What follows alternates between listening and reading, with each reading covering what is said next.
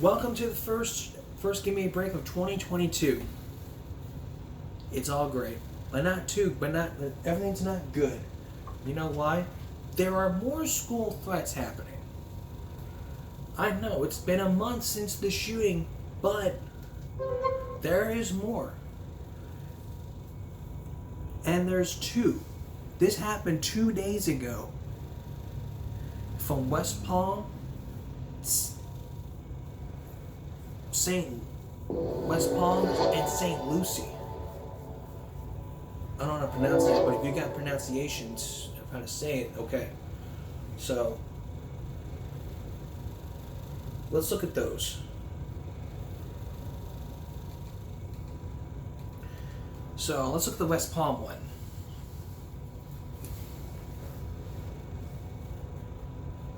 Rise and save with Liberty Mutual. Again, I don't tolerate threats. I don't threaten my schools. If I threaten my school, I'll be sent to jail.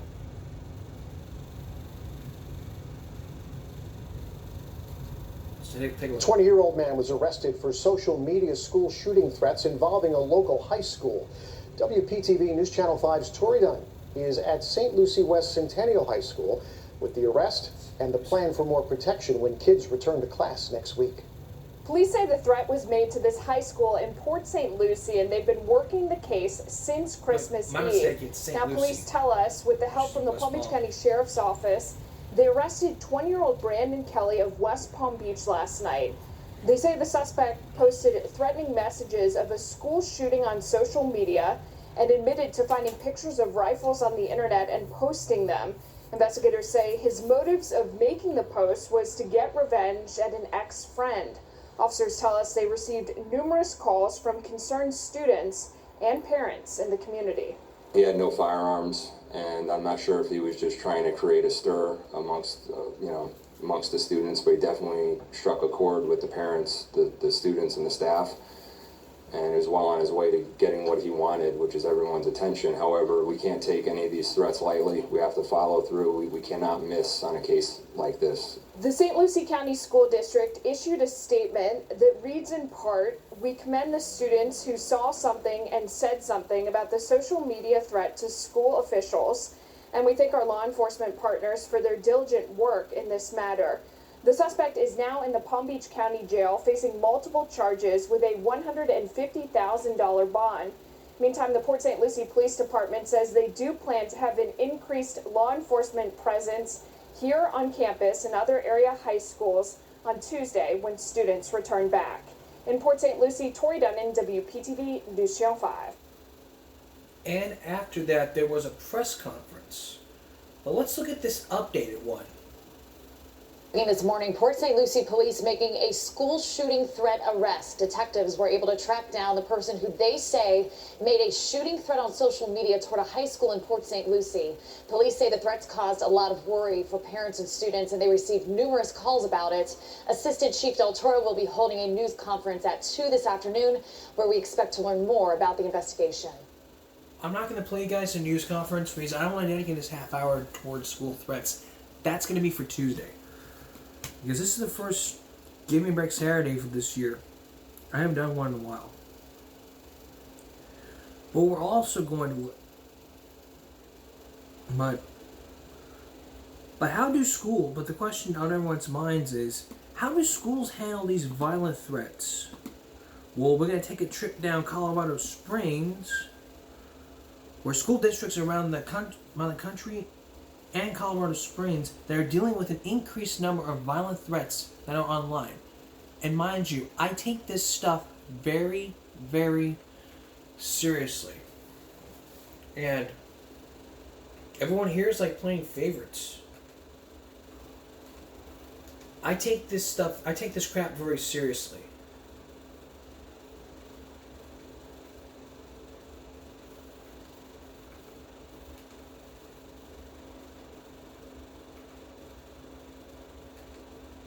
So here's how schools handle these violent threats. Take a look. In the headlines around the country, school districts You've seen the headlines. Around the country, school districts are dealing with an increasing number of violent threats online, including right here in southern Colorado. But how are those threats handled once the district is notified? And when do police get involved? News 5's Mayo Davison is getting answers. The line was out to the parking lot where parents wanted to pick up their kids from what they thought was a threat going on and an active shooting going on. It's only been a couple of weeks since parents like Daniel Liu dealt with rumored threats at Chinook Trail Middle School in Colorado Springs. My son had asked me, could you please come pick me up? And my answer to him was no. Because the police and administration were already handling it, Liu thought all he would do is make the situation worse by showing up. Makes zero sense, because if there was any kind of danger, all the resources in the school at that time was literally put towards handling those parents that was rushing in to try to get their kids out of school. Some parents demanding more information about the threats and the student who made them. I have 2 kids. The district has 26,000 kids.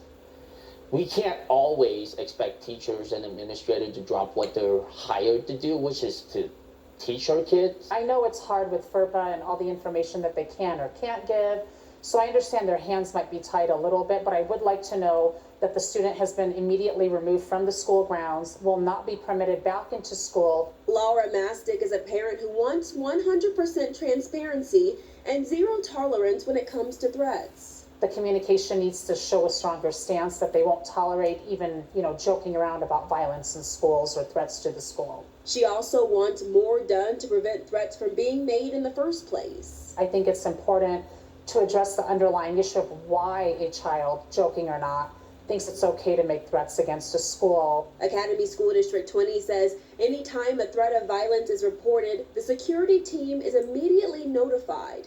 How the tip is reported steers how their process works and how the situation is handled. There are some threats that we can handle completely on our own with our security team. We will be able to identify exactly where it's coming from. Sometimes that student might be in the class, and we can actually take care of that right there. The district says they can't always be transparent with the public. We will be completely transparent with you about where the threat stands, about the safety of our students, about what we're doing to keep your students safe. What we can't always be completely transparent about is maybe how it's impacting the person that made the threat. With the growth of social media, the district has had to adapt to the changing times. The old model where we would wait a little while and send out the communication doesn't seem to be working as well. And so this most recent threat that we dealt with at Chinook really sort of informed us that one share on social media of a threat is too many, and we need to get out and communicate about that. We are seeing probably social media used a lot more, and a lot of what we get from Safe to Tell is a social media post that was forwarded to them that's forwarded to us. Colorado Springs School District 11, along with District 20, says they receive multiple tips on the same thread, which can slow down their investigation. We probably do it as quickly as we can, just to kind of halt the rumors, especially when we see it starts going around. Don't go to Facebook. Don't start sharing it and asking if you've seen it. Just notify us. Notify law enforcement. Go through appropriate channels. Yes. Notify district administrator. Exactly. Colorado Springs Police says it's important that parents talk to their kids about social media. Yes. And be a good example of gun exactly. safety. I always talk about kids that parents don't think that they know where the key is. Parents don't think that they know, the code to the safe. But kids are really smart. More importantly, don't fall prey to the rumors. Try not to get caught up in the rumor and spread rumor and reshare information. Again, we generally have more of the story than the public does. In Colorado Springs, Mayo Davison, News 5. And that's the latest on how schools threats. And sometime on Tuesday, we're going to talk with people who have experienced these threats, and we're going to talk with a superintendent who might have some tips if she's willing to come on and talk. And I've talked about this. You have the computer in front of the parent. The child's on the computer, and the parent has to watch, supervise, all the time.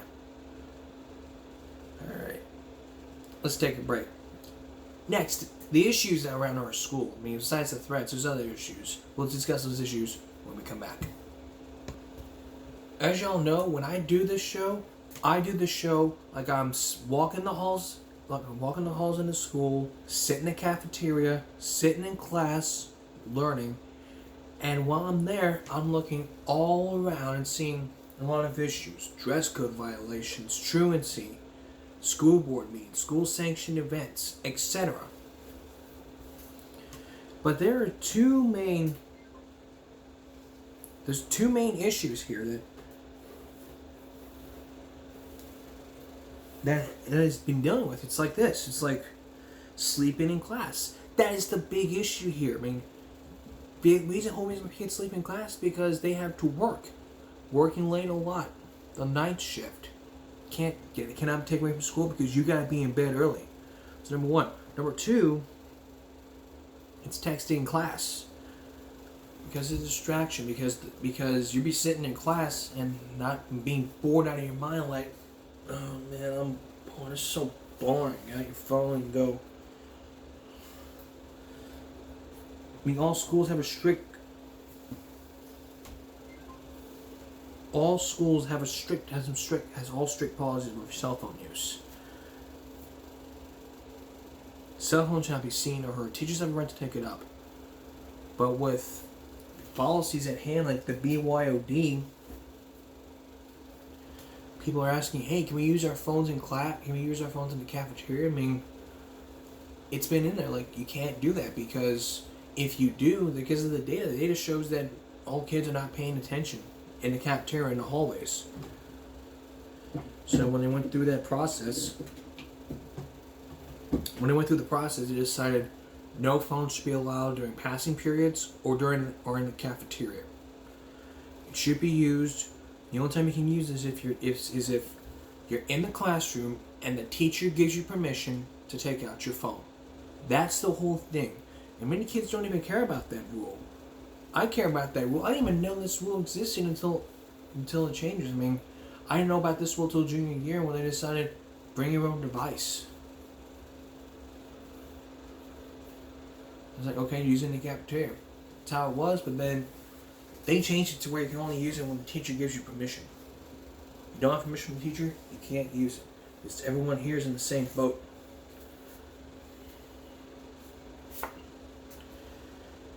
That's a couple of school issues I've been dealing with. So don't sleep in class because you're working late. I mean, get to bed at a reasonable time. That's why Sunday through Thursday, every day is a school night. Okay? Sunday through Thursday is a school night. I don't care if you have to work. I don't care if you have to go play video games, hang out with your friends, go drink, do whatever you want. But no, you are under the law of the school. There are laws. You're required to go to school. And you may say, oh, when I become president, I'm going to change that law. It's like, what can you do? Like, seriously, what can you do? I mean, if you say no one has to go to school, then what are you going to do with that high school education? You can't get a job without a high school education. There are things you have to think about.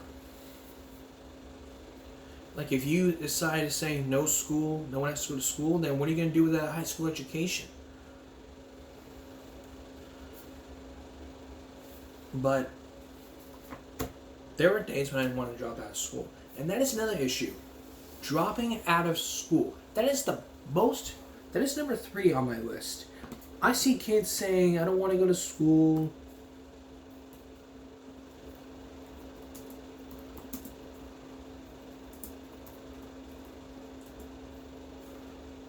I mean, that's what we're talking about today. We're talking about kids dropping out of school.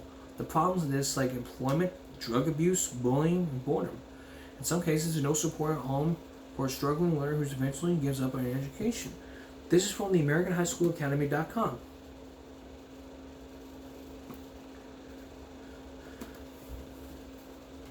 Why dropping out is the wrong decision? Problems don't stop at dropping out. You will still be someone who needs to learn how to deal with boredom and bullying. Drug abuse and clinging to security, dead-end job for money will keep you from achieving the goals you have for your life. Dropping out because of pregnancy will make it harder because of your child. Long-term consequences of dropping out of high school are typically financial. Each year, someone out of high school earns about $9,500 less than graduating counterpart.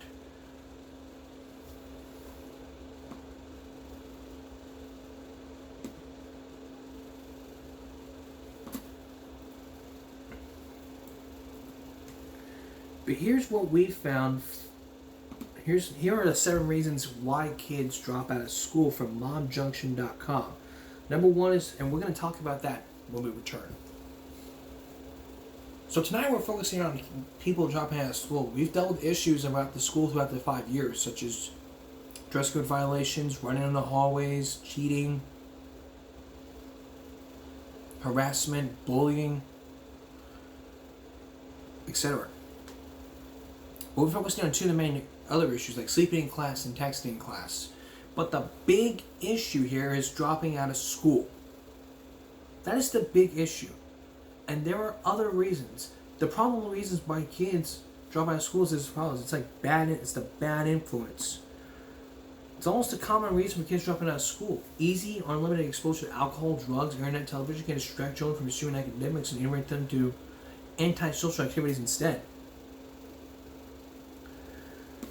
Number two is academic difficulty. The inability to cope with academic pressure is another reason for kids to opt out of school. Studies prove that kids who do not read proficiently by 4th grade are 4 times more likely to drop out of school. Studies also reinstate the fact that students who fail in math and English in the 8th grade are 75% more likely to drop out of high school. Number 3, family and socioeconomic needs. That is the big one. That should have been number 1.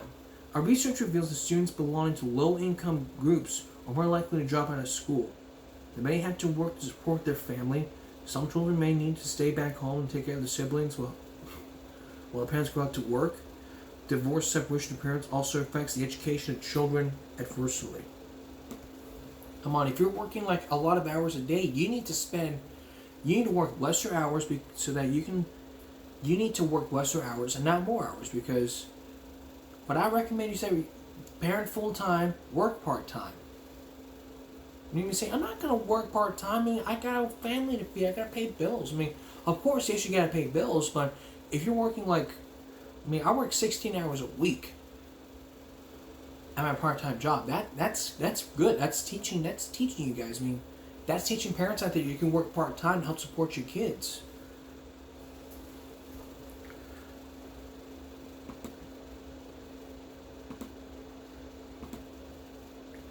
Poor health is another reason. The health of the child really affects the learning ability and performance at school. Illnesses that occur during childhood and continue lifelong may curb the child's ability to complete school. Another reason is retention. It's negative impact on the self-esteem of children. They feel bad being older than the classes, and they tend to drop out of school.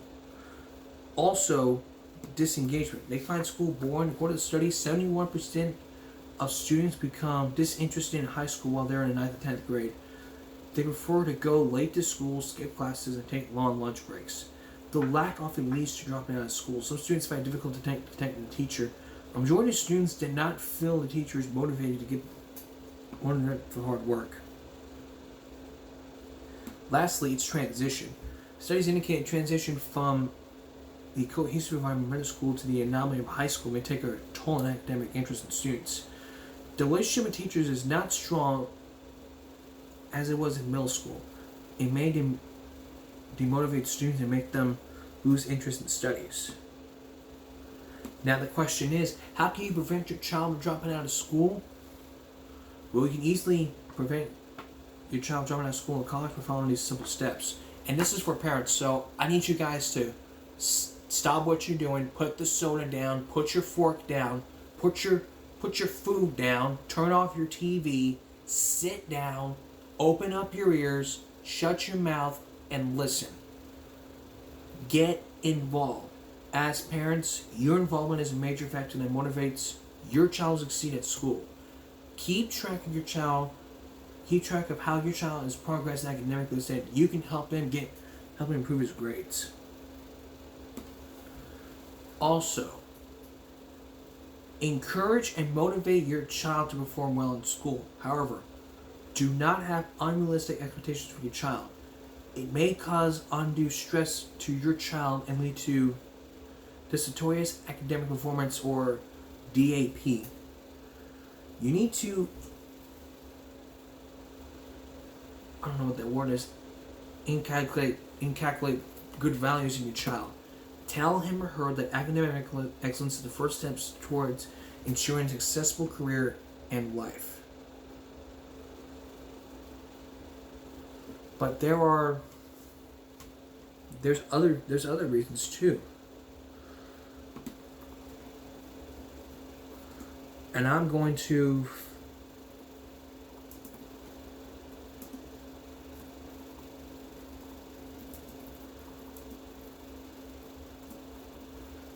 find out more. There are other reasons too. You need to, and also studies like 1.2 million secondary students in high school. Nearly 4 million college students dropped out during the fiscal year 2015-2016. But there's other things. I mean,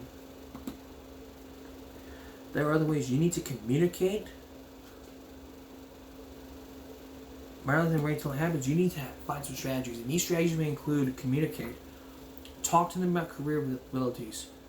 Don't pressure them to do too much. You need to stay in touch with the school. Be supportive and involved. Encourage a break rather than quitting. Consider a different school. Like, explore some alternatives that may be available, whether charter, vocational, community college, an online program, or something else. Consider a gap year. Adopt early intervention strategies. Create an out-of-school program. Be honest with students. Introduce classroom coaches. Lower costs. Teach them how to study. Ask for help. Set goals.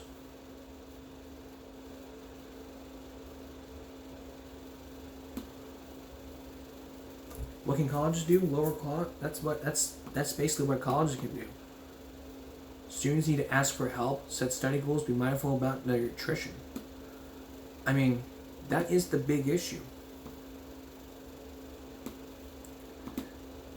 And if it's a crisis for you, there are 10 strategies which you can do.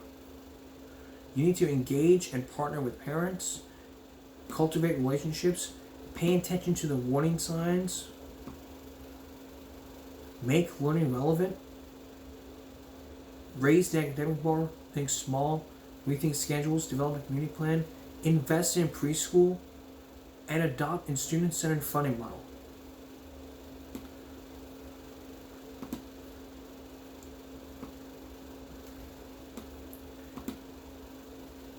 We may have time for one more.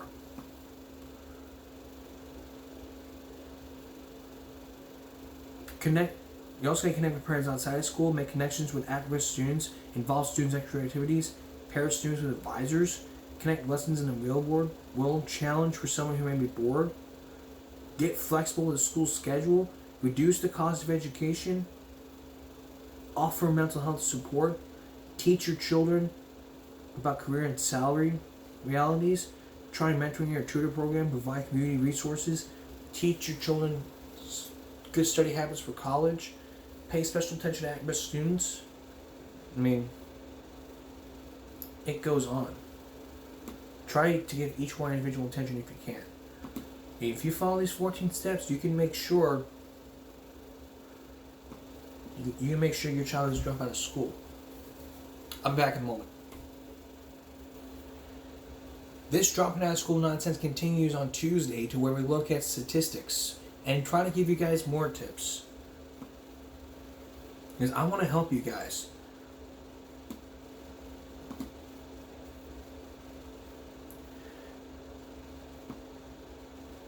I mean, the law mandates children must attend school until the age of 16. I mean, if you're 16, then you can choose to drop out. But then there's paperwork you have to do. What I recommend you do is watch an episode of Young Sheldon. A clip from an episode of Young Sheldon where Georgie drops out of school and then Missy thinks about dropping out of school. I recommend you watch it with your teen or your child so that they can understand what it's like to drop out of school. That's what I recommend. Don't model it after them. Together we can come up with a plan. We gotta keep our kids in line. If we don't keep our kids in line, they don't get the best education. They're gonna be out selling drugs, shooting up schools, mass shootings, and joining gangs. And that could be a big issue this year. So let's not make it happen. Let's focus on the positive and keep out of the negative as we approach 2022. That's Give Me a Break for this Saturday going to Sunday. Again, we're off on Monday, so we'll see you for Give Me a Break Tuesday. And for all of us here at YouTube, have a good night.